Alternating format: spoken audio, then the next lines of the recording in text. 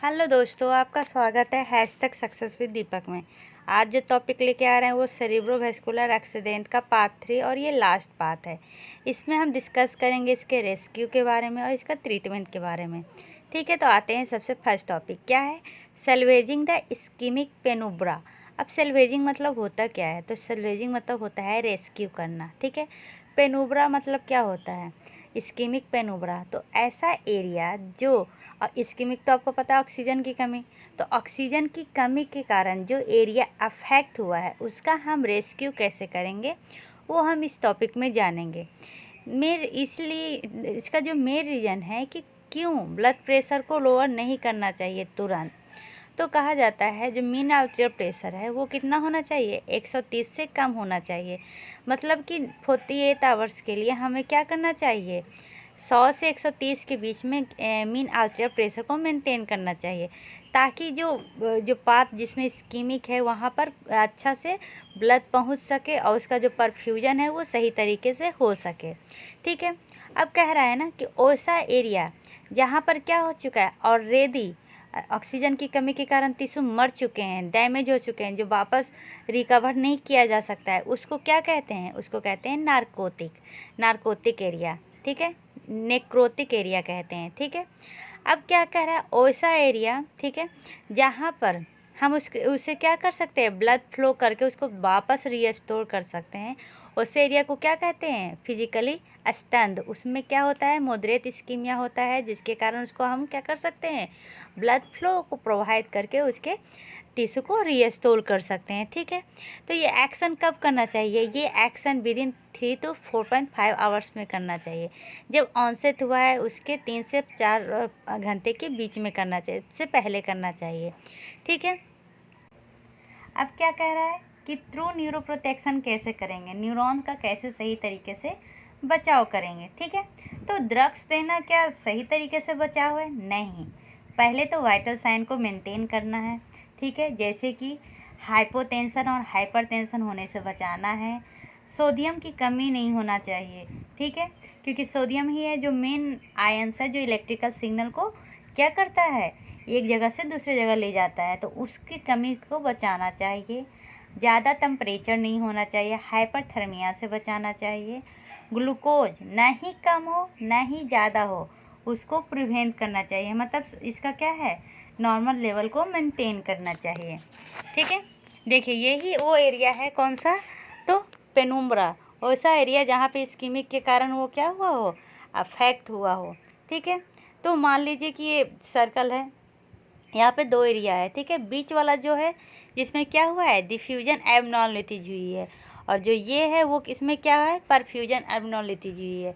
Diffusion मतलब oxygen सही से नहीं पहुँच पाया, ये तो आपको पता है। अब परफ्यूजन में क्या होता है कि ये ब्लड से जो एक्सचेंज होता है वो सही तरीके से नहीं हो पाया है। ठीक है, तो जो डिफ्यूजन एबनॉर्मलिटीज है उसका जो CVF, अब CVF का क्या होता है, सेरिब्रल ब्लड फ्लो क्या होगा, लेस देन 10 होगा पर 100 ग्राम पर मिनट।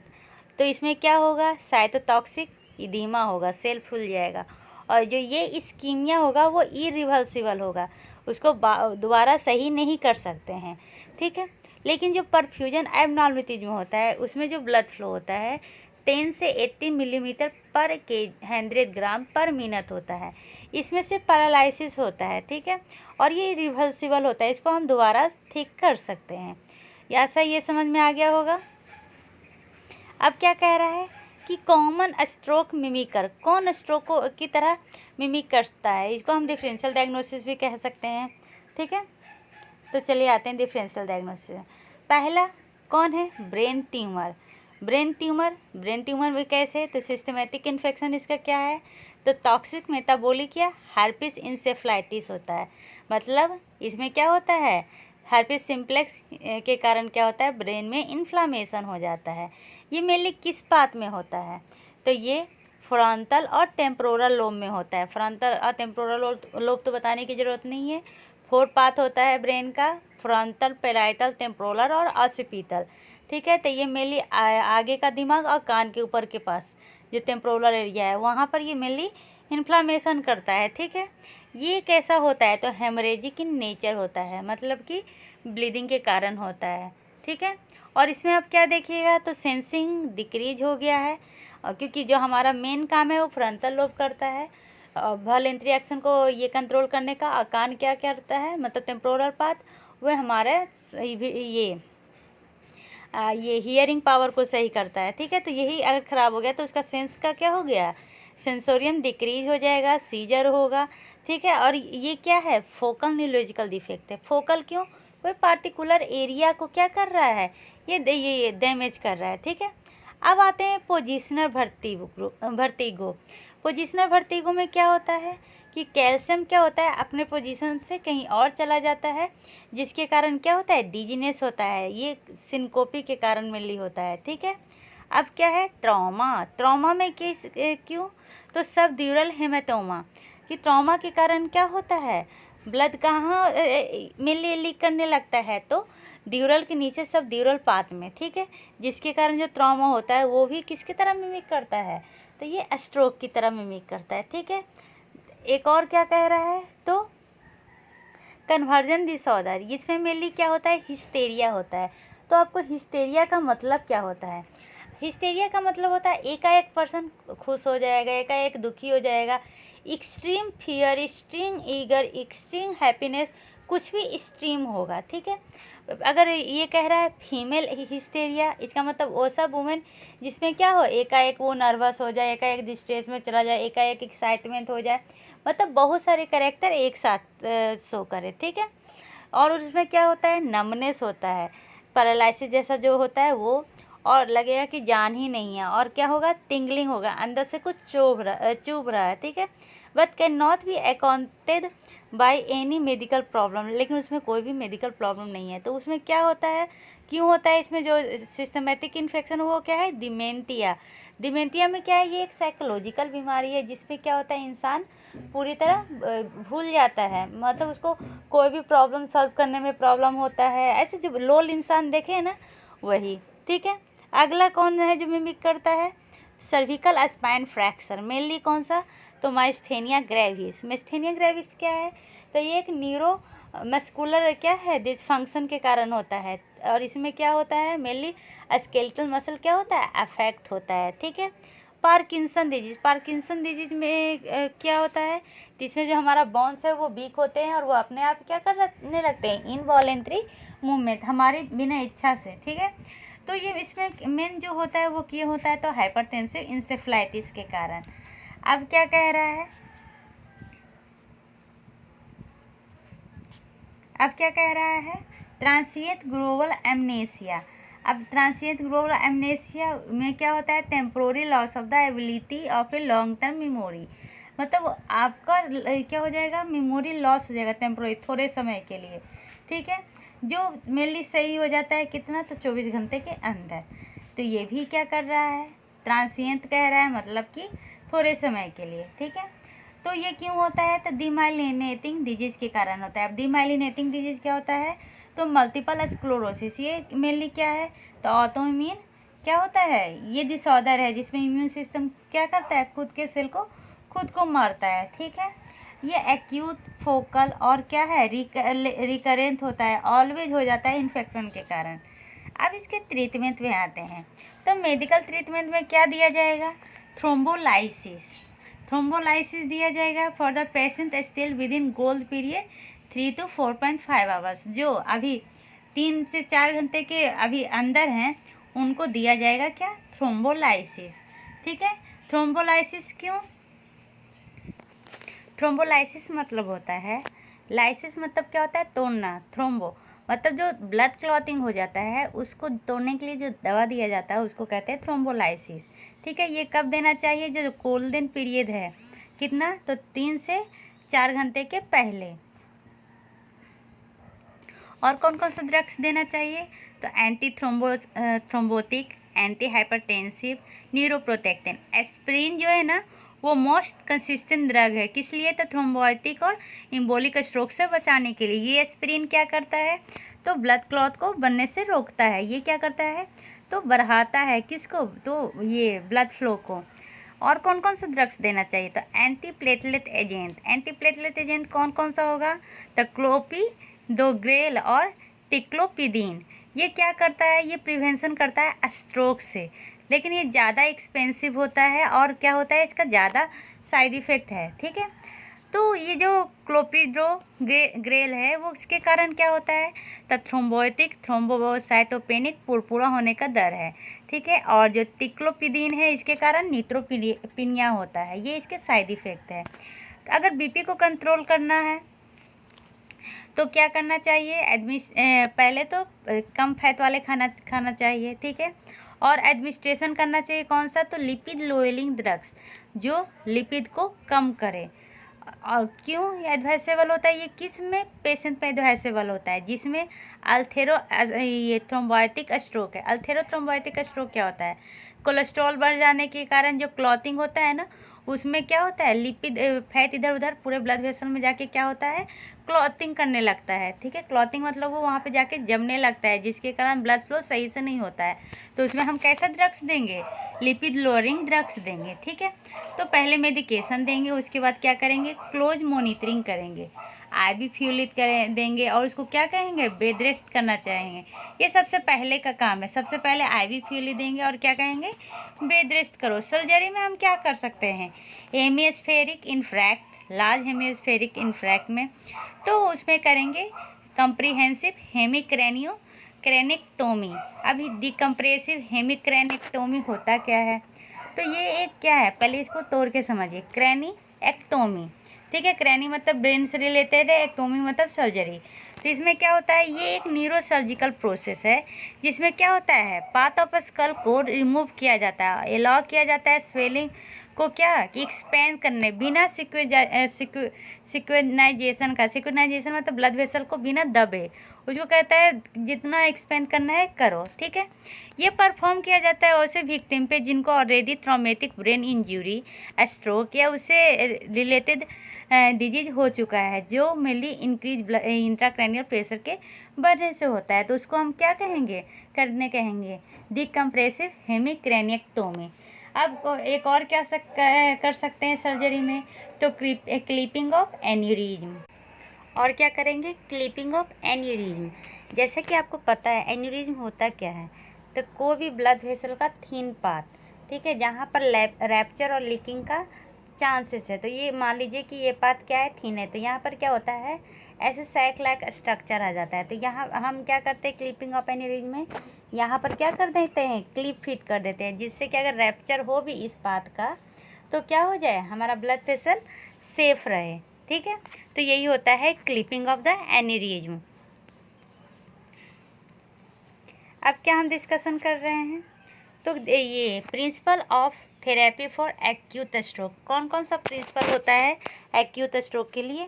ठीक है, तो जो हमारा पहला प्रिंसिपल है वो है रीपरफ्यूजन, फिर से परफ्यूजन को वापस लाना, ताकि ऑक्सीजन का सप्लाई कैसे हो, सही हो। ठीक है, तो इसमें हम कौन सा मेथड यूज करते हैं, 3 मेथड यूज करते हैं। थ्रोम्बोलाइटिक थेरेपी, ये क्या है, इन द आर्केक्टोमी और एंजियोप्लास्टी। एंजियोप्लास्टी में क्या होता है ना कि हम जो ब्लड वेसल है उसमें एक नया पतला सा ट्यूब डालते हैं, उसका जो इंडिंग होता है वो बैलून से अटैच होता है, और उसका फ्लो क्या करते हैं, आर्टरी का फ्लो, ब्लड आर्टरी में ब्लड का फ्लो सही करते हैं। ठीक है, अब क्या कह रहा है कि थ्रोम्बोलाइटिक थेरेपी, थ्रोम्बोलाइटिक थेरेपी क्या होता है, तो पहले ही बताया था। थ्रोम्बो मतलब कि ये प्लेटलेट, लाइटिक मतलब तोड़ना, तो प्लेटलेट को तोड़ना या ब्लड क्लॉटिंग को तोड़ने को ही हम थ्रोम्बोलाइटिक थेरेपी कहते हैं। इसमें 2 चीज़ यूज किया जाता है, TPA और स्ट्रेप्टोकाइनेज। तो ये TPA होता क्या है और इसका क्या काम है, तो TPA का फुल फॉर्म होता है T से टीसू, P से प्लाज्मिनोजेन और A से एक्टिवेटर। तो टीसू प्लाज्मिनोजेन एक्टिवेटर ये क्या करता है थ्रोम्बोलाइटिक थेरेपी में, तो ये एक प्रोटीन है, कौन, TPA एक प्रोटीन है जो इन्वॉल्व है किस लिए, तो ब्लड क्लॉट को ब्रेक डाउन करने में। तो मेनली जो हमारा यहाँ पे काम है वो क्या है, ब्लड क्लॉट को ब्रेक डाउन करना, ताकि क्या हो, ब्लड फ्लो सही से हो सके। ठीक है, तो ये जो TPA है ये सेरीन प्रोटीएज है, कैसा है, सेरीन प्रोटीएज, और ये कहाँ पे पाया जाता है, तो इंडोथेलियम सेल में पाया जाता है। और ये क्या करता है, ये लाइन जो इंडोथेलियम सेल है वो क्या है, ये इंडोथेलियम सेल ब्लड वेसल के सबसे अंदर के लाइनिंग को क्या कहते हैं, इंडोथेलियल सेल कहते हैं। ठीक है, अब जो ये एंजाइम है ये क्या करता है मेनली, ये कन्वर्ट करता है प्लास्मिनोजेन को प्लास्मिन में, जो मेजर एंजाइम है किसके लिए, तो क्लॉथ ब्रेकडाउन के लिए। ठीक है, तो आप टीपीए तो समझ गए क्या है, टिश्यू प्लास्मिनोजेन एक्टिवेटर है। अब ये स्ट्रेप्टोकाइनेज का क्या काम है, तो स्ट्रेप्टोकाइनेज भी क्या है, थ्रोम्बोलाइटिक मेडिकेशन है। ठीक है, और ये एज लगा हुआ है, इसका मतलब क्या है, ये एक एंजाइम है। ये हम मेडिकेशन की तरह यूज करते हैं, किस लिए, तो वही क्लॉथ को ब्रेक डाउन करने के लिए। तो ये मेनली कौन से केसेस में ये यूज होता है, तो myocardial infarction, pulmonary embolism, arterial thromboembolism, ये जो है ना टाइप ऑफ हार्ट अटैक में भी यूज होता है, जिसका क्या है, एसटी एलिवेशन होया हुआ है। ठीक है, और ये हम मेनली कैसे लेते हैं, तो इंजेक्शन के थ्रू लेते हैं, और इंजेक्शन कहाँ पड़ता है, वेन में। ठीक है, अब थर्ड प्रोसीजर कौन सा है, इन आर्टेरिएक्टोमी, ये एक सेकेंडरी प्रिवेंशन है। सेकेंडरी प्रिवेंशन क्यों, तो ये डायरेक्ट ब्लड क्लॉट को नहीं, ये जो डिपॉजिट हो जाता है ना क्या, तो जो फैट डिपॉजिट हो जाता है ब्लड वेसल्स में, जो ब्लॉकेज करना स्टार्ट करता है, उसको ये क्या करता है, सर्जिकली रिमूव करता है। देखिए वही कह रहा है, it is a surgical procedure to remove atheromatous plaque material और the blockage in the lining of the artery constricted by the building of deposit. मतलब जो लोग कोलेस्ट्रॉल वाले खाना खाते हैं, उनमें क्या होता है, धीरे धीरे फैट डिपॉजिट होने लगता है, कहाँ पे, तो आर्टरी के लाइनिंग पे, उसी को ये रिमूव करने का काम करता है। इसमें क्या होता है, it is carried out by separating the plaque from the arterial wall. जहाँ जहाँ पे प्लैक्यू का क्या हो गया है, डिपोजिशन हो गया है, एंड आर्टेरिएक्टोमी के द्वारा वो रिमूव कर दिया जाता है। ठीक है, तो हम तीनों प्रोसीजर समझ गए, रिपरफ्यूजन हम कैसे करेंगे। ठीक है, अब इसमें मॉडिफिकेशन, मतलब कुछ और मॉडिफाई करना है, तो उसमें क्या क्या किया जाएगा, तो एंटी प्लेटलेट ड्रग्स भी देंगे, क्यों, एक्यूट डेवलपमेंट के लिए। और क्या देंगे, एंटी कोगुलेशन, जो कोगुलेशन हो रहा है, जो ब्लड जम रहा है, वो जमने को रोकने के लिए हम क्या देंगे, एंटी कोगुलेशन देंगे। उसमें कौन कौन सा आता है, हेफरीन, वारफरीन, सेकेंडरी प्रिवेंशन है क्या, वारफरीन। ठीक है, ये मेनली दिया जाता है एम्बोलिज्म के लिए। अगर हम वारफरीन ले रहे हैं तो क्या देखना चाहिए, हमें आईएनआर को मेंटेन करना चाहिए। आईएनआर कितना होना चाहिए, बिटवीन 2 to 3, 2 या 3 के बीच में होना चाहिए, और हमेशा प्रो टाइम को मॉनिटर करते रहना चाहिए जब हम वारफरीन दे रहे हैं। तो if you use novel oral anticoagulant there is no need to monitor. अगर ओरल दे रहे हैं और अच्छे वाले ड्रग्स दे रहे हैं एंटीकोगुलेंट, तो मॉनिटर करने की ज़रूरत नहीं है, क्या को, प्रो टाइम को। लेकिन वारफरीन दे रहे हैं तो आपको मेंटेन करना पड़ेगा, मॉनिटर करना पड़ेगा प्रो टाइम को। ठीक है, अब और कौन सा प्रिंसिपल है, तो augmentation of brain blood flow.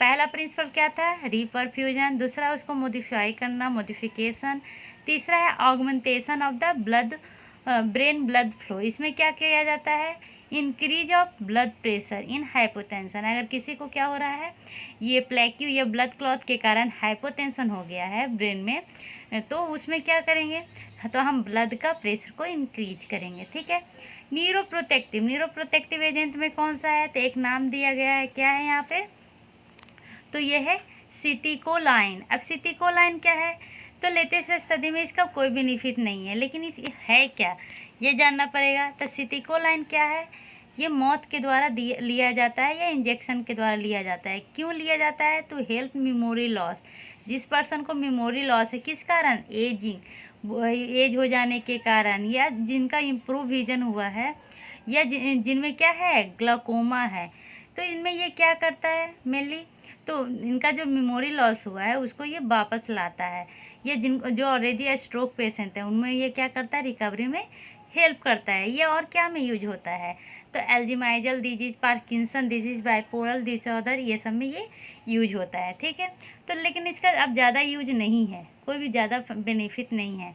तो इसका फंक्शन क्या है, तो good oxygenation, mainly reperfusion, mainly हम क्या पढ़ रहे हैं, इस्केमिया पढ़ रहे हैं, तो मेन हमारा क्या काम रहेगा, हमारा इस्केमिया हटाना और उस बात को क्या करना, अच्छा से ऑक्सीजनेशन करना। ठीक है, तो इसका ये मेंटेन करता है गुड ऑक्सीजनेशन को। बट ये हाइपोथैल्मिया डू नॉट हैव हाइपोथैल्मिया, हाइपोक्सिया या हाइपोग्लाइकीमिया, लेकिन ये हाइपोग्लाइकीमिया, हाइपोक्सिया या हाइपोथैल्मिया से नहीं बचाता है।